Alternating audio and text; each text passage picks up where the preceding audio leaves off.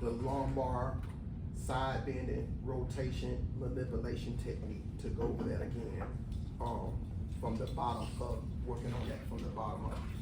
Okay, so again, my patient is lying on her left side. So since she's lying on her left side, I'm gonna facilitate rotation to the right and side bending to the left. I could also use a pillow underneath her lumbar spine to create more so of a side bending to the left, but ultimately I will still achieve that with the technique. Okay, so now scoot a little bit more towards me.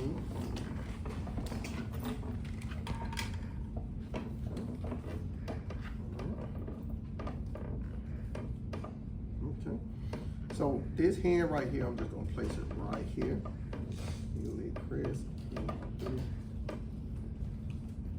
So say I want to flex her till I feel a gapping at L4.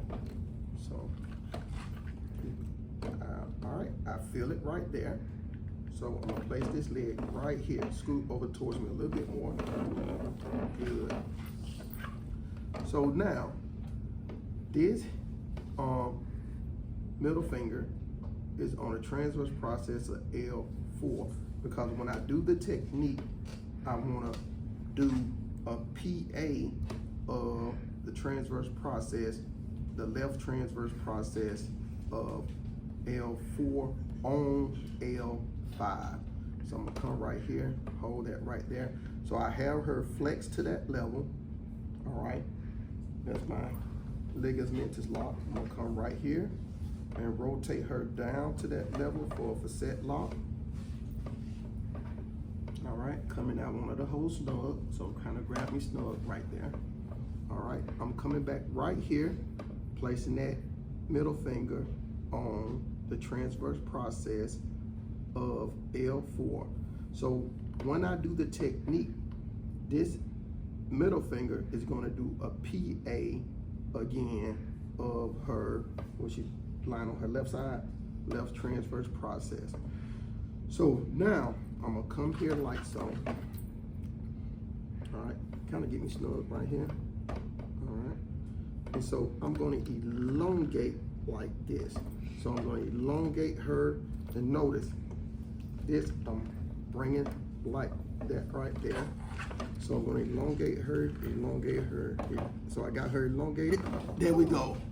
And then I got the release.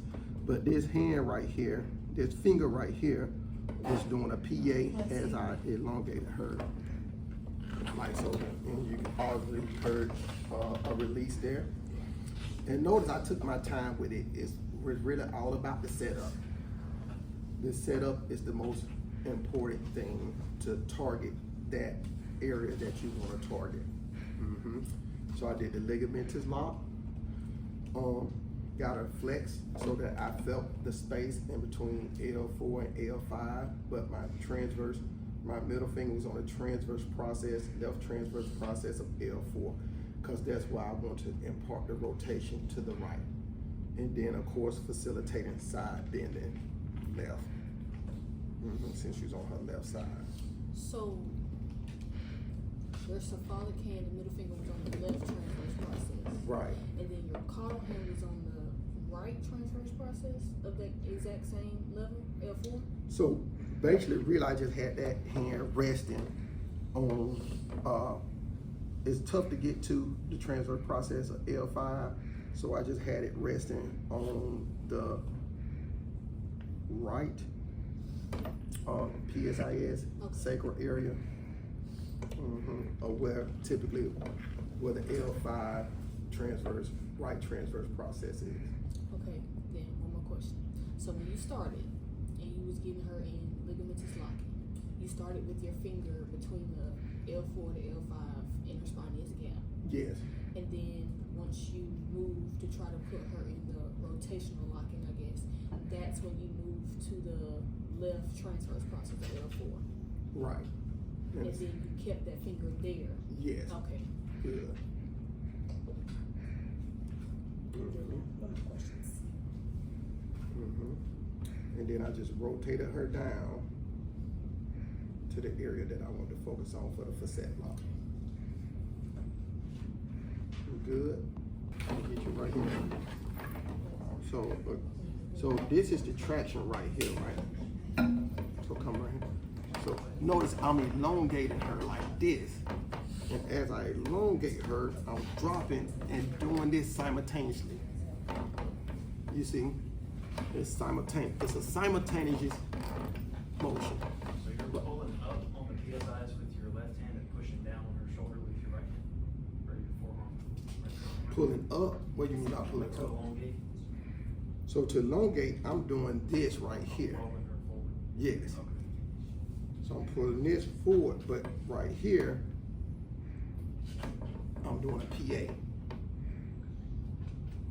L4 on L5. I'm doing a PA on the left transverse process because that's going to help produce rotation right because it's rotating towards the ceiling, right? Because her right side is towards the ceiling. So rotation is occurring toward the side that's facing the ceiling. Remember that. You're doing a rotation towards the side that's facing the ceiling. And the side bending is occurring on the side that's on the mat. If you want a reference point, and that's a good way to remember. You see? Does that make sense? But it's a traction force as well when you impart that rotation to that segment. You see? Just kind of need help with the forearm through the shoulder rotation. Is that what you're asking about? So the fingers on the transverse process, but as he's going down, it's kind of this is going to assist in that elongation. Yes. To the shoulder. That's it, Dr. McClure. So this would be something that we would improve left rotation and left side bend? So I would do this technique if I say I want to improve rotation right, side bend, and left. Okay, I didn't know like we go opposite, that's why I was okay. All right. So if you think about it, this would help with the non-functional movement primarily. Secondarily, it will help with functional movement, but primarily if you're thinking about the orthokinematics of the lumbar spine with non-functional movement, side bending and rotation occur to the opposite sides.